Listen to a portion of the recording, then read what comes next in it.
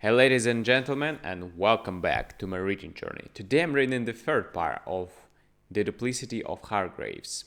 So let's begin. Oh, I see, exclaimed Miss Linda, nudging his arm, arm and pointing to her program. The mayor put on his glasses and read the line in the cast of characters that her finger indicated. Call Webster, Calhoun, H. Hopkins, Hargraves. It's our Mr. Hargraves, said Miss Linda. It must be his first appearance in what he calls the legitimate. I'm so glad for him. Not until the second act did Cole Webster Calhoun appear upon the stage. When he made his entry, Mayor Talbot gave an audible sniff, glared at him, and seemed to freeze solid. Miss Linda uttered a little ambiguous squeak and crumpled her program in her hand. For Colonel Calhoun was made up as nearly resembling Mayor Talbot as one piot does another. The long thin white hair curly and at the ends, the aristocratic beak of a nose, the crumpled white raveling shirt front, the string tie with the bow nearly under one ear were almost exactly duplicated, and then, to clinch the limitation, he wore the twin to the mayor's supposed to be unparalleled coat. High-collared, baggy, empire-waisted, ample skirted, hanging a foot lower in front than behind. The garment could have been designed from no other pattern.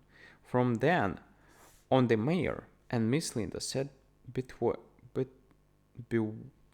bewitched,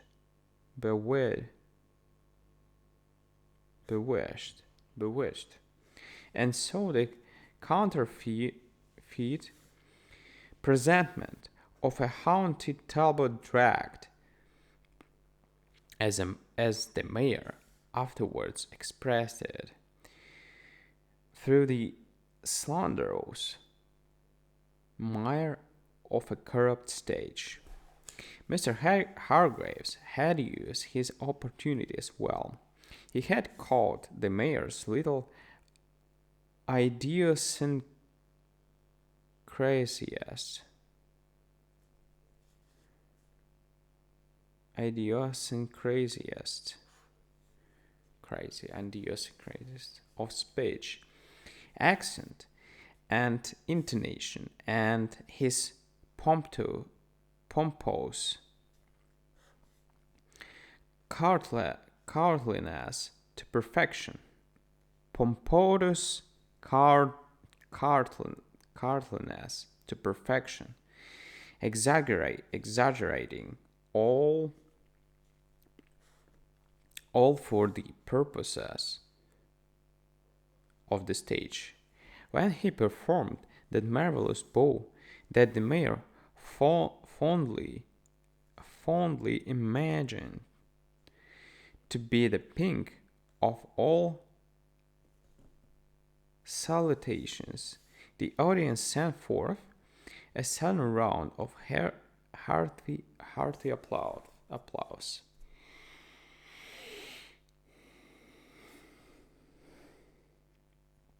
Miss Linda sat immovable, not daring to glance towards her father.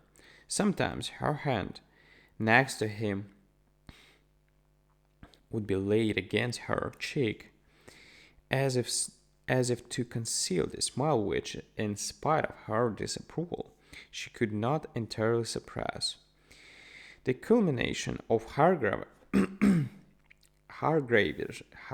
Hargraves's audacious imitation took place in the third act.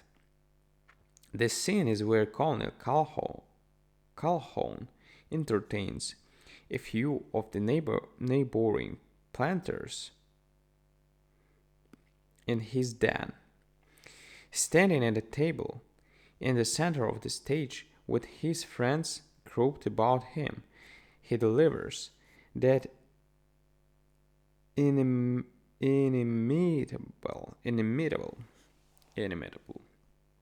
rambling character monologue so famous in a magnolia flower at the same time that he deftly makes juleps, something familiar, for the party. Mayor Talbot, sitting quietly but wide with indignation, heard his best stories retold, his pet theories and hobbies advanced and explained, and the dream of anecdotes and reminiscences scenes served, exaggerated, and garbled.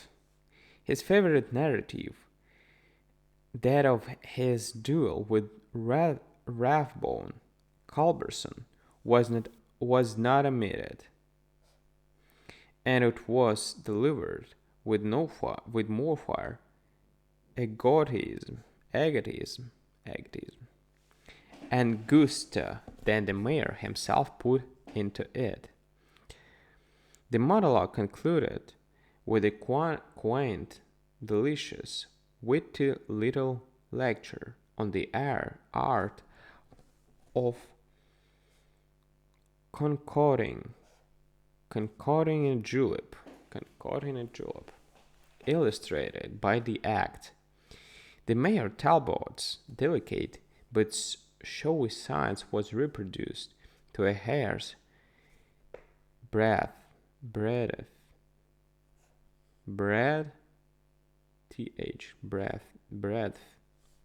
for his dainty handling of the fragrant weed,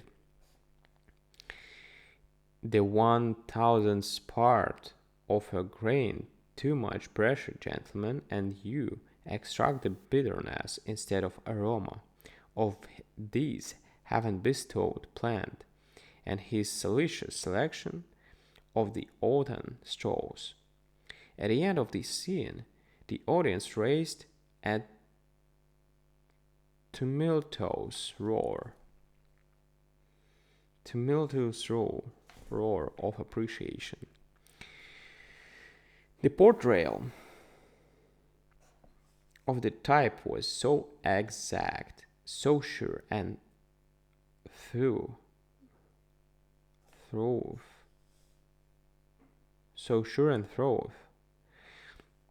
that the leading characters in the play were forgotten. After repeated calls, Hargraves came before the curtain and bowed, his rather boyish face bright and flushed with the knowledge of success. At last, Miss Linda turned and looked at the mirror. His thin nostrils were working like the gills of a fish. He laid both shaking hands upon the arms of his chair to rise. "We will go, Linda," he said chokingly. "This is an abominable desecration. Abominable desecration." Before he could rise, she pulled him back into his seat. "We'll stay at out, she declared. Do you want to advertise the copy of exhibiting the original code?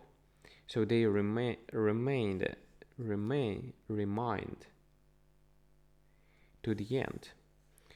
Hargraves' success must have kept him up late that night, for neither at the breakfast nor at the dinner table did he appear.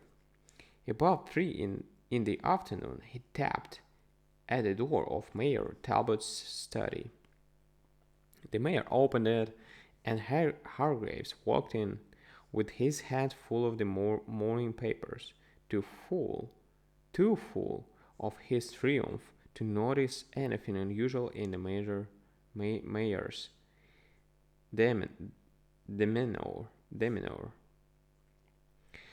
I put it all over them last night, Mayor, he began exultantly. Exultantly, such a nice word. I had my innings. My innings. And I think scored. Here is what the Post says.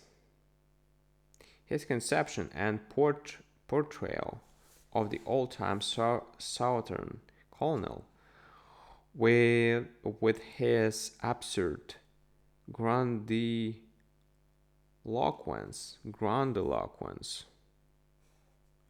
his eccentric crap, his quaint idioms and phrases, his moth-eaten pride of family, and his really kind heart, fastidious sense of honor and lovable simplicity is the best delineation of a character role on the boards today. The coat worn by Colonel Calhoun is itself nothing less than an evolution of genius. Mr. Hargraves has captured his public.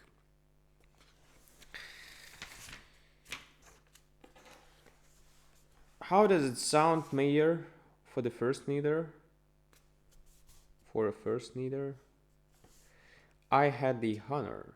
The mayor's voice sounded ominously frigid.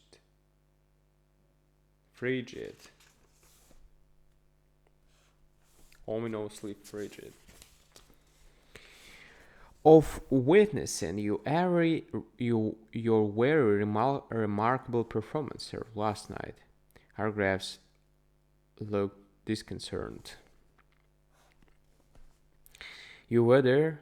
I didn't know you ever. I didn't know you cared for the theater. Oh, I say, Mayor Talbot, he exclaimed frankly, I don't you be offended. I admit I did get a lot of pointers from you that helped me out wonderfully in the part, but it's a type, not individual. The way the audience couldn't show that.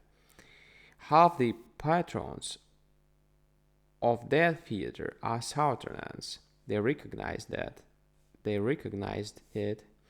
Mr. Hargraves, said the mayor, who had remained standing, you have put upon me an unpardonable insult. You have burlesqued my person, grossly betrayed my confidence and misused my hospitality. If I thought you possessed the finest conception of what is the sign manual of a gentleman, or what is due one, I would call you out, sir, old as I am. I will ask you to leave the room, sir. Not going well. All right, guys, thank you for listening to me today and joining. See you tomorrow on the fourth part. Thank you. Bye.